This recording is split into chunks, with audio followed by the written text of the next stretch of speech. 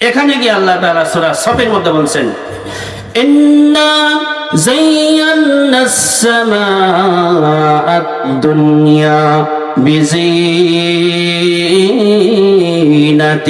কাওয়াকিব। চলে বলুন আল্লাহু আকবার। আপনার আমার রব রব্বুল আলামিন বলেন, ও দুনিয়ার মানুষ শোনো, এই যে এত বড় সূর্য, এত বড় চন্দ্র, এত বড় বড় তারকারাজি, জানো জানো এগুলো আমি আল্লাহ কোথায় সৃষ্টি করেছি? এই সব কিছু আমি আল্লাহ তাআলা প্রথম আসমানের নিচেই তৈরি করে রেখেছি। এইরকম আসমান একটা না, দুইটা না, 7-7টা আসমান আমি আল্লাহ তাআলা বানিয়েছি। আমার ভাইরা, আপনার আমার নবী বিশ্ব নবী যে হাদিসের মধ্যে বলছেন, আল্লাহর ফেরেশতা আজরাইলের জন্য সপ্ত আসমানের উপরে একটা চেয়ার বানিয়ে রেখেছেন। ওই চেয়ারের উপর আল্লাহর ফেরেশতা আজরাইল যখন বসে, এইরকম 7টা আসমান জমিন সহ চন্দ্র সূর্য নক্ষত্র রাজি 51 কোটি বর্গ মাইলের পৃথিবী, বাংলাদেশের মতো ছোট্ট রাষ্ট্র, আমরা মানুষ সহ গোটা বিশ্ব জগৎটা রাসূল বলেন আজরাইলের সামনে একটা বাতের প্লেটের মতো, থালার মতো মনে হয়। চিল্লা বলুন আল্লাহু আকবার। এইবার চিন্তা করে দেন আজরাইল কত বড়, এর চেয়ে বেশি আমি বুঝাইতে পারি। তাহলে এত বড় দেহ দিয়ে, ক্ষমতা দিয়ে যে আজরাইলকে বানাইছে আল্লাহ, ওই আজরাইল কি চিনতে পারবো না? ওই যে আফলাতুন মূর্তির ঘরের মধ্যে, আপনাদের মনে আছে ঘটনা? কোনটা আসল কোনটা নকল? সে আজরাইলের ক্ষমতা আছে না নাই? জোরে বলেন, আছে না নাই? এবার আরেকটা প্রশ্ন আমি আপনাদের করি। জান কবজের দায়িত্ব তো আল্লাহ আজরাইলের হাতেই দিয়েছে। এবার আমি আপনাদের কাছে জানতে চাই, যে ফেরেশতা জান কবজ নিজেই করে, সেই ফেরেশতাকেও কি মরতে হবে কি হবে না? জোরে বলেন, হবে কি হবে না? সম্মানিত ভাইয়েরা আমার, হাদিসের মধ্যে আসছে আল্লাহ রাসূল সাল্লাল্লাহু আলাইহি ওয়াসাল্লাম বলেন, এই পৃথিবী যখন আল্লাহ তাআলা কিয়ামতের মাধ্যমে ধ্বংস করে দিবেন, রব্বুল আলামিন কুরআনুল কারীমের মধ্যে বলছেন, এই আসমানগুলিকে আমি আল্লাহ ভেঙে দিব, পাহাড়গুলিকে তোলার মতো উড়িয়ে দিব, সব কিছু ধ্বংস করে দিব, সমস্ত মানুষগুলি মৃত্যু মুখে পতিত হবে, জীব জানোয়ার সব কিছু আমি আল্লাহ তাআলা ধ্বংস করে দিব, কোনো মানুষ বাঁচতে পারবে না। ওই কিয়ামতের মাঠে যখন কিয়ামতের মাধ্যমে সব কিছু ধ্বংস করে দিবেন, আপনার আমার নবী প্রিয় নবী মুহাম্মদুর রাসূলুল্লাহ বলেন, ওই সময় আল্লাহ পাক আজরাইলকে ডাক দিবেন, ডাক দিয়ে বলবেন, ও আজরাইল, দেখো তো দুনিয়ার কুকিয়ার কে কে বেঁচে আছে, এখনো হায়াতে আছে?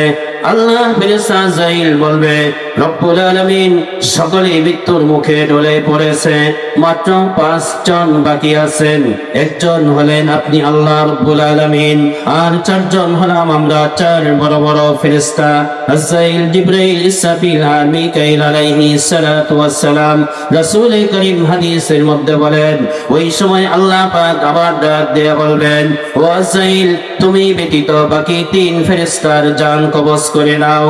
আল্লাহর হুকুম পাওয়ার পরে আজরাইল আলাইহিস সালাম বাকি 3 ফেরেশতার জান কবজ করবে। আল্লাহ তাআলা আবার ডাক দিয়ে বলবেন, আজরাইল, দেখো তো দুনিয়াতে আর কে কে বেঁচে আছে? আজরাইল আলাইহিস সালাম ডাক দিয়ে বলবে, ও রব্বুল আলামিন, মাত্র 2 জন বাকি আছেন। একজন হলাম আমি আজরাইল, আর আরেকজন হলেন আপনি রব্বুল আলামিন। চিল্লা বলুন আল্লাহু আকবার। হাদিসের মধ্যে আসছে, ঠিক ওই মুহূর্তে আল্লাহ রাব্বুল আলামিন আজরাইলকে একটা হুকুম দেবেন, আজরাইলকে ডাক দিয়ে বলবেন, ও আজরাইল, জান কবজের দায়িত্ব যেহেতু তোমার হাতে, কুরআনুল কারীমের মধ্যে সূরাতুর রহমানে আমি আল্লাহ জানিয়ে দিয়েছি, কুল্লু মান আলাইহা ফান ওয়া ইয়াবকা ওয়াজহু রাব্বিকা যুল জালালি ওয়াল ইকরাম। রব্বুল আলামিন বলেন, ও আজরাইল, মানুষকে তো আমি আল্লাহ জানিয়ে দিয়েছিলাম পৃথিবীর সব কিছু ধ্বংস হয়ে যাবে, সমস্ত মানুষগুলি মারা যাবে, সব ফেরেশতাগুলিও মারা যাবে, কেউ বাঁচতে পারবে না, সবাই ধ্বংস হয়ে যাবে, সকলেই মৃত্যুর মুখে ঢলে পড়বে, মাত্র একজন বাকি থাকবেন, বেঁচে থাকবেন। চিৎকার দিয়ে আওয়াজ দিয়ে বলুন তো তিনি কে? হাদিসের মধ্যে আসছে আল্লাহ পাক রব্বুল আলামিন তখন আজরাইল আলাইহিস সালামকে বলবেন, ও আজরাইল, যেহেতু একমাত্র আমি আল্লাহ ছাড়া আর কেউ বাঁচতে পারবে না, বেঁচে থাকতে পারবে না, অতএব তুমি আজরাইলও বাঁচতে পারবে না। জান কবজের দায়িত্ব যেহেতু তুমি আজরাইলকে দিয়েছে, অতএব তুমি আজরাইল তোমার নিজের জীবনটা নিজ হাতে কবজ করে নাও। চিল্লায়া বলুন আল্লাহু আকবার। সম্মানিত ভাইরা আমার, হাদিসের মধ্যে বিশ্ব নবী আলাইহিস সালাতু ওয়াস সালাম বলেন, যে মুহূর্তে আল্লাহ তাআলা আজরাইলকে হুকুম দিবেন, ও আজরাইল, সারা জীবন মানুষের জান কবজ করেছো, দায়িত্ব যেহেতু তোমার হাতে, তোমার নিজের জীবনটাও তোমার নিজ হাতে কবজ করে নাও। এই ওয়ার্ডার দেওয়ার সাথে সাথে বিশ্ব নবী সাল্লাল্লাহু আলাইহি সাল্লাম বলেন, আজরাইল বড় কম্পিত হয়ে যাবে, ভীত সন্ত্রস্ত হয়ে যাবে, চিৎকার করতে থাকবে, দৌড়াদৌড়ি করতে থাকবে, ছোটাছুটি করতে থাকবে, বিচলিত হয়ে যাবে। হাদিসের মধ্যে নবী আলাইহিস সালাতু ওয়াস সালাম বলেন, আজরাইল আল্লাহ তাআলাকে ডেকে ডেকে বলবে, ও রব্বুল আলামিন, আগে যদি জানতাম আমার নিজের জীবনটা নিজ হাতে কবজ করতে হবে, তাহলে জান কবজের দায়িত্ব নেওয়া থেকে তুমি রব্বুল আলামিনের কাছে ক্ষমা প্রার্থনা করতাম। কিন্তু কি আর করার আছে, আল্লাহ তাআলার হুকুম। বিশ্ব নবী আলাইহিস সালাতু ওয়াস সালাম বলেন, আজরাইল আলাইহিস সালাম একটা জায়গার মধ্যে দাঁড়ায়া নিজের বুকের মধ্যে থাবড়ায়া এইবার নিজের জীবনটা নিজ হাতে কবজ করে নিবে। চিল্লায়া বলুন আল্লাহু আকবার। এইবার আমি আপনাদের কাছে প্রশ্ন রাখি, যে আজরাইলের হাতে আল্লাহ মরণের জান কবজের দায়িত্ব দিলেন, সে আজরাইলও যদি মরে, আমরা কি বাঁচতে পারবো? জোরে বলেন, আমরা বাঁচতে পারবো? পারবো। সেই আজরাইল গেছে ওই আপনাদের কাছে 19টা মূর্তি সহ। আপনাদের মনে আছে? শুনতেছেন আপনারা? মনে আছে? ভালো লাগতেছে না মনে হয়? চলবে ইনশাআল্লাহ। আর কতক্ষণ চলবে? বেশি না, সারা রাত। আমি অল্প সময় আছি। যাই হোক, আফলাতুনের ঘরে গিয়ে আজরাইল প্রথমে পাম দেয়। পাম বুঝেন তো আপনারা? পাম দেয়, মোলা পাম। বলে, আফলাতুন, বুদ্ধি তো ভালোই করছো, তুমি সব মোট 20টা মানুষ একই রকম দেখা যায়, কোনটা আসল কোনটা নকল চিনার বড় উপায় নাই। আস্তে আস্তে পাম দেয়। আজরাইলের উদ্দেশ্য, সময়টা 12টা বাজতে থাকো, আর তার মুখ থেকে আমি চেষ্টা করি তাকে বোকা বানায় তার ডানটা কবজ করব। যখন আজরাইল পাম দেয়, তখন তো আফলাতুন ভিতরে ভিতরে বড় ফুলতে থাকে, খুশি হইতে থাকে। খুশি হওয়ার তো কথাই। সে মনে করতেছে, এই তো বুদ্ধি মনে হয় কাজে লেগে গেল, আমি মনে হয় মরণ থেকে বেঁচেই গেলাম। চিল্লা বলুন নাউজুবিল্লাহ। বাম দিতে দিতে দিতে দিতে যখন 12টা বেজে গেছে, তখন আজরাইল আরেকটা কথা বলে। আজরাইল বলে, যে আফলাতুন, বুদ্ধি সত্যি তো সবই ঠিক আছে, তোমার মাথায় অনেক বুদ্ধি, তুমি প্রশংসার যোগ্য, তোমার বুদ্ধির প্রশংসা না করে পারছি না, কিন্তু সবকিছু ঠিক, কিন্তু একটা জায়গায় যে ভুল আছে। সুবহানাল্লাহ বলেন। একটা জায়গায় যখন বলছে একটা জায়গায় যে ভুল আছে, আফলাতুনের তো আসমান ভাঙ্গিয়া মাথায় পড়ে গেছে।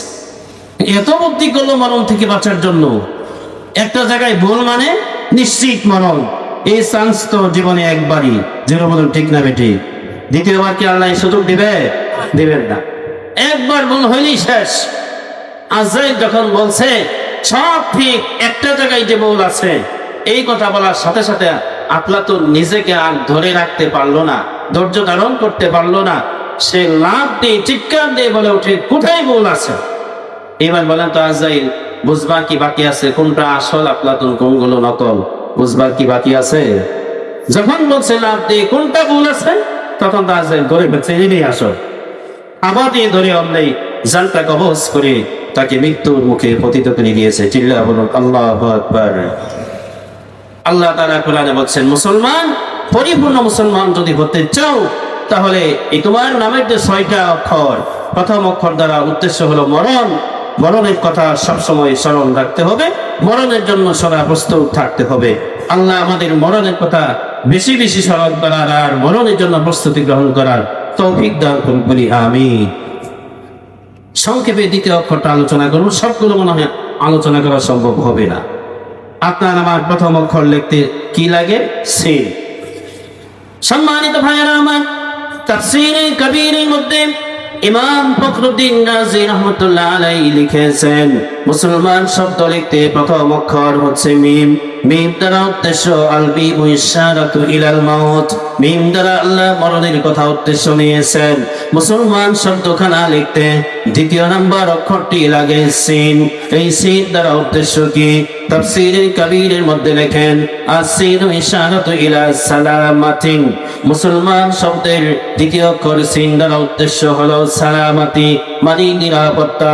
পরিপূর্ণ মুসলমান যদি আমরা হতে চাই, আপনার আমার হাত থেকে, আপনার আমার জবান থেকে, আপনার আমার পা থেকে, আচরণ থেকে অপর মুসলমানকে নিরাপত্তা দিতে হবে। রাসূল করিম হাদিসের মধ্যে বলেন মান সালিমাল মুসলিমুনা মিন লিসানিহি ওয়া ইয়াদিহি। আপনার আমার নবী বলেন প্রকৃত মুসলমান তো তারাই যার হাত থেকে, জবান থেকে অপর মানুষগুলি নিরাপদ থাকে। যে হাত দ্বারা মানুষকে কষ্ট দেয় না, মার দেয় না, যে জবান দ্বারা মানুষকে কষ্ট দেয় না, গালি দেয় না, এইরকম প্রত্যেকটি মানুষ হলো আসল মুসলমান। আর যার হাত দ্বারা, পা দ্বারা, অঙ্গ প্রত্যঙ্গের দ্বারা, জবান দ্বারা অপর মানুষকে কষ্ট দেয়, সে কখনো পরিপূর্ণ মুসলমান হতে পারে না। যেটা বলেন ঠিক না, ঠিক না বেটি? হাত দ্বারা, পা দ্বারা মানুষকে কষ্ট দিলে পরিপূর্ণ মুসলমান হওয়া যায় না। কারণ এগুলো মানুষকে কষ্ট দেওয়া মানে বান্দার হক নষ্ট করা। চিল্লা বলুন ঠিক না বেটি? বান্দার হক বুঝেন না? বান্দার কিছু হক আছে না? হক আছে। এই হকটাই সামান্য 2, 4, 5, 10 মিনিট আলোচনা করে আমার কথা শেষ করে দেবো ইনশাআল্লাহ। এখনো যারা রাস্তায় অনেক মানুষ আছেন, আমি আপনাদেরকে অনুরোধ করবো, এত বড় প্যান্ডেল, এত সুন্দর আয়োজন, মেহেরবানি করে প্যান্ডেলের নিচে চলে আসেন। আপনাদের এলাকার মান সম্মান, আপনাদের ইজ্জতের ব্যাপার, আপনারা এটা বজায় রাখবেন, চেষ্টা করবেন ইনশাআল্লাহ। এই যে বান্দার হক যে ব্যক্তি রক্ষা করবে সে পরিপূর্ণ মুসলমান হতে পারবে। একটা হাদিস, বুখারী শরীফের একটা হাদিস অনুবাদ করে আমি আপনাদেরকে শোনায় দেই। বান্দার হক নষ্ট করলে কি হয়? বান্দার হক নষ্ট করলে কিন্তু আল্লাহ তাআলাও মাফ করেন না। জোরে বলুন ঠিক না বেঠিক? কাউকে গালি দিয়েছেন একদিন, কারো 500 টাকা মেরে খেয়েছেন, ওই লোক যতদিন মাফ না করবে আল্লাহ বলেন ততদিন আমি আল্লাহ মাফ করবো না। চিল্লা বলুন ঠিক না বেঠিক? আল্লাহ মাফ করবে না, আগে ওই লোকের কাছে মাফ চাইতে হবে। সম্মানিত ভাইরা আমার, বুখারী শরীফের হাদিস, আপনার আমার নবী, প্রিয় নবী মুহাম্মদুর রাসূলুল্লাহ বলেছেন, সাইয়্যিদুনা হযরত আবু হুরায়রা রাদিয়াল্লাহু তাআলা আনহু থেকে বর্ণিত হাদিস, বিশ্ব নবী আলাইহিস সালাতু ওয়াস সালাম সাহাবায়ে কেরামকে প্রশ্ন করলেন, ও সাহাবায়ে কেরাম, তোমরা কি বলতে পারো নাকি এই পৃথিবীতে সবচেয়ে গরীব ব্যক্তিকে, সবচেয়ে দেউলিয়া ব্যক্তিকে? সাহাবায়ে কেরাম বললেন, আল্লাহু ওয়া রাসূলুহু আলাম। ও নবীজি, সবচেয়ে গরীব ব্যক্তিকে আমাদের তো জানা নাই, এ ব্যাপারে আপনি আর আল্লাহ তাআলাই ভালো জানেন। আমরা তো জানি যেই ব্যক্তির কাছে টাকা পয়সা নাই, নিঃস্ব মানুষ, সে হচ্ছে সবচেয়ে গরীব। আমরা মনে করি যার টাকা পয়সা নাই, ঘর বাড়ি নাই, অর্থ সম্পদ নাই, যে রাস্তার ধারে ধারে ভিক্ষা করে, ফকির মিসকিন, এদেরকে আমরা গরীব মনে করি। আমরা মনে করি ব্যাংক যাকে দেউলিয়া ঘোষণা করেছে সে মনে হয় সবচেয়ে বড় গরীব। কিন্তু না না, আপনার আমার নবী, প্রিয় নবী মুহাম্মদুর রাসূলুল্লাহ বুখারীর হাদিসে সবচেয়ে গরীব ব্যক্তিকে সেনেটরের মুসলমানেরা ভালো করে খেয়াল করে শুনেন।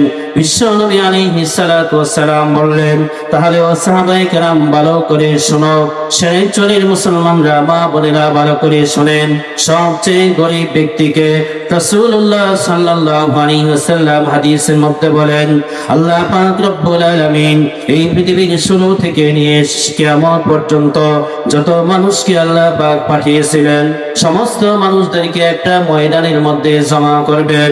সেই ময়দানটির নাম হলো হাসরের ময়দান। ওই ময়দানে আপনার আমার উঠতে হবে। আমরা যখন ওই হাসরের ময়দানে দাঁড়াবো, আমরা আমাদের যার যার আমলনামা হাতে নিয়ে দাঁড়াবো। আমাদের আমলনামায় নেকিও থাকবে, গুনাহও থাকবে। এমন রাসূলুল্লাহ সাল্লাল্লাহু আলাইহি ওয়াসাল্লাম বলেন, ওই হাসরবাসীদের মধ্য থেকে এমন কিছু ব্যক্তি হাসরের মাঠে দাঁড়াবে যাদের আমলনামায় পাহাড় সমান নেকি থাকবে। চিল্লা বলুন সুবহানাল্লাহ। আমলনামায় থাকবে কি পরিমাণ নেকি? পাহাড় সমান নেকি। এটা খুশির সংবাদ নাকি দুঃখের সংবাদ? খুশির সংবাদ। সম্মানিত ভাইরা আমার, বিশ্ব নবী আলাইহিস সালাতু ওয়াস সালাম বলেন, ওই হাসরবাসীদের মধ্যে এমন কিছু মানুষ দাঁড়াবে যাদের নেকি হবে পাহাড় সমান, তারা বড় সেই দিন আনন্দিত থাকবে, তারা বড় খুশি থাকবে। তারা সেই দিন আল্লাহ তাআলাকে ডেকে ডেকে বলতে থাকবে, ওগো রব্বুল আলামিন, তাড়াতাড়ি বিচারটা করে দাও, ফয়সালা দিয়ে দাও, একটু পরেই তো আমি জান্নাতে যাব, কারণ আমার তো রয়েছে পাহাড় সমান নেকি। তুমি তো কোরআনুল কারীমের মধ্যে বলেছো, যার নেকির পাল্লা ভারী হবে তাকে তুমি জান্নাত দিবা। ওগো রব্বুল আলামিন, আমার তো পাহাড় সমান নেকি আছে, মেহেরবানি করে তাড়াতাড়ি আমার বিচারটা করে দাও, একটু পরে আমি জান্নাতে প্রবেশ করতে চাই। আপনার আমার নবী, প্রিয় নবী মুহাম্মদুর রাসূলুল্লাহ বলেন, এই পাহাড় সমান নেকিওয়ালা লোকগুলি যখন জান্নাতে যাওয়ার জন্য রেডি থাকবে, ছটফট করতে থাকবে, লাইন ধরে থাকবে, ঠিক ওই মুহূর্তে আল্লাহর আদালতের পাশ থেকে একজন গরিব মানুষ, দুর্বল মানুষ দাঁড়াবে। আল্লাহ তাআলাকে ডাক দিয়ে বলবে, রব্বুল আলামিন, এই যে পাহাড় সমান নেকিওয়ালা যে জান্নাতে যাওয়ার জন্য রেডি হয়ে আছে, তার ব্যাপারে আমার একটা অভিযোগ আছে। ওগো আল্লাহ, আমি তোমার কাছে আজকে কিছু বলতে চাই, তোমার দরবারে কিছু বলার সুযোগ পাবো কিনা? আল্লাহকে বলবে। কোরআনুল কারীমের মধ্যে আল্লাহ রাব্বুল আলামিন তখন কি বলবেন? কোরআনুল কারীমের মধ্যে আল্লাহ তাআলা বলছেন, ওয়া নাতা'আল মাওয়াজিনাল কিসতা লিয়াউমিল কিয়ামাহ। চলো বলুন আল্লাহু আকবার। আপনার আমার রব তখন আল্লাহ তাআলা ডাক দিয়ে বলবে, ও দুর্বল মানুষ, শোনো শোনো, আমি আল্লাহ পাক আজকে হাসরের মাঠে যে আদালত কায়েম করেছি, বিচারালয় জজকোর্ট বসিয়েছি, এই আদালত হলো ইনসাফের আদালত। আমি আল্লাহ আজকে এমন বিচার করব যে বিচারে কারো প্রতি সামান্যতম জুলুম করা হবে না। আমি আল্লাহ তাআলা হাসরের মাঠে আজকে যে আদালত কায়েম করেছি, এই আদালত জুলুমের আদালত নয়, এই আদালত হলো ইনসাফের আদালত। বলুন সুবহানাল্লাহ। আল্লাহ বলবেন, গরিব মানুষ, দুর্বল মানুষ, তোমার কি অভিযোগ আজকে বলো। আজকে এটা শোনার জন্যই তো আমি আল্লাহ ইনসাফের আদালত কায়েম করছি। তখন গরিব মানুষ ডাক দিয়ে বলবে, কি বলবে ভালো করে খেয়াল করে। বুখারীর হাদিসের অনুবাদ কিন্তু শোনাচ্ছে। আপনার আমার নবী, প্রিয় নবী মুহাম্মদুর রাসূলুল্লাহ হাদিসের মধ্যে বলেন, ওই সময় ওই লোকটি অভিযোগ করবে, ওগো রব্বুল আলামিন, এই যে পাহাড় সমান নেকিওয়ালা জান্নাতে যাওয়ার জন্য রেডি হয়ে আছে, আয় আল্লাহ তাআলা, তার ব্যাপারে আমার অভিযোগ হলো, এই লোকটি আমার রাস্তার সাথে 5 কাঠা জায়গা ছিল, আমার জমির উপর তার বড় লোক ছিল, এই পাহাড় সমান নেকিওয়ালা বড় ক্ষমতাবান ছিল, জোর করে কাগজপত্রের গোলমাল বাজায়া দিয়া, পেস লাগাইয়া দিয়া আমার জমিটা বেদখল করে নিয়েছিল। রব্বুল আলামিন, দুর্বল থাকার কারণে আমি উদ্ধার করতে পারি নাই, এলাকার মানুষের কাছে বিচার দিয়েছি নাই, বিচার পাই নাই, ইউনিয়ন পরিষদেও বিচার দিয়েছি নাই, বিচার পাই নাই, থানায় গিয়ে বিচার দিয়েছি নাই, বিচার পাই নাই, আদালতে মামলা করেও নাই, বিচার পাই নাই, টাকা খাওয়া বিচারকে উল্টায়া দিয়েছে। আয় আল্লাহ তাআলা, আজকে হাসরের মাঠে যেহেতু তুমি ইনসাফের আদালত কায়েম করেছো, ওগো রব্বুল আলামিন, আজকে আমি তোমার কাছে ইনসাফের বিচার চাই। চিল্লা বলুন আল্লাহু আকবার। আপনার আমার নবী, বিশ্ব নবী জনাবে মুহাম্মদুর রাসূলুল্লাহ বলেন, ঠিক ওই মুহূর্তে আল্লাহ তাআলা পাহাড় সমান নেকিওয়ালাকে ডাক দিবেন, ওগো পাহাড় সমান নেকিওয়ালা, জান্নাতে তো যাবাই, একটু পরেই যাও, তোমার ব্যাপারে যে অভিযোগ আসছে, অভিযোগ সত্য কিনা? বুঝেন নাই কথা? বোঝা যায় সত্য কিনা? এবার আপনারা বলেন তো, একটু পরেই লোকটা জান্নাতে যাওয়ার জন্য রেডি, এই লোক কি এই যে বেদখল করে 5 কাঠা জমি নিছে, এই কথাটা স্বীকার করবো? জোরে বলেন, স্বীকার করবে? অস্বীকার করবে। অস্বীকার করবে কি দিয়া? জবান দিয়া, মুখ দিয়া। জোরে বলুন ঠিক না বেঠিক?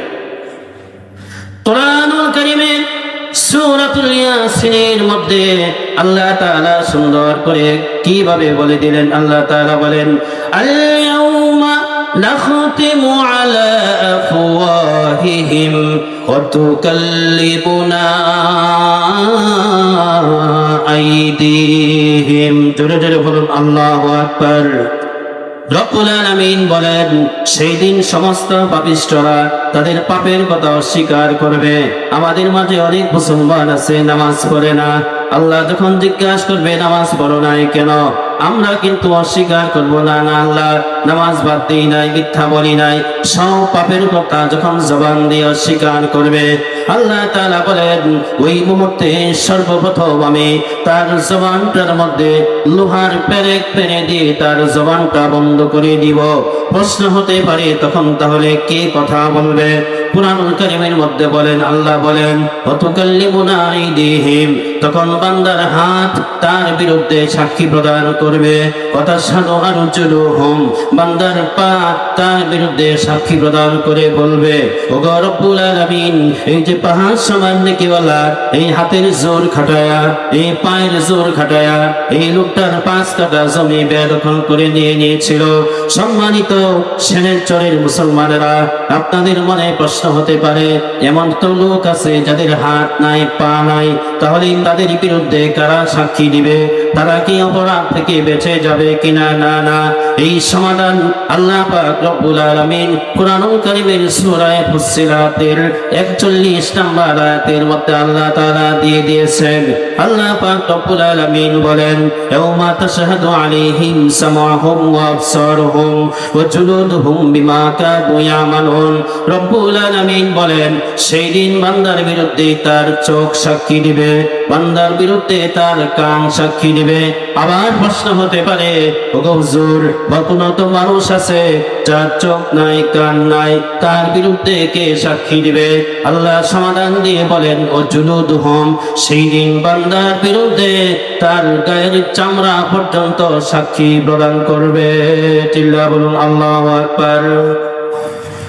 সেনের চরের মুসলমানেরা, এই পৃথিবীতে আমাদের দৃষ্টিতে হাত ছাড়া মানুষ থাকতে পারে, পা ছাড়া মানুষ আছে, চোখ ছাড়া মানুষ আছে, কান ছাড়াও মানুষ আছে, কিন্তু চামড়া ছাড়া মানুষ আমাদের সমাজের মধ্যে একটাও খুঁজে পাওয়া যাবে না। জোরে বলুন ঠিক না ঠিক? রব্বুল আলামিন কুরআনুল কারীমের মধ্যে বলেন, সেই দিন বান্দার বিরুদ্ধে তার গায়ের চামড়া সাক্ষী দিবে। আমার মুসলমান ভাইয়েরা, এই যে চামড়া লাগায় আপনারা মাঠের মধ্যে বসে আছেন, এই চামড়া কিন্তু আপনাদের পক্ষে সাক্ষী দিবে। আল্লাহর রাসূল বলেন, সেই দিন চামড়া ডেকে ডেকে বলবে, রব্বুল আলামিন সেনের চরের শাহ সুফি মাদ্রাসার ময়দানে এই লোকগুলি চামড়াকে স্পর্শ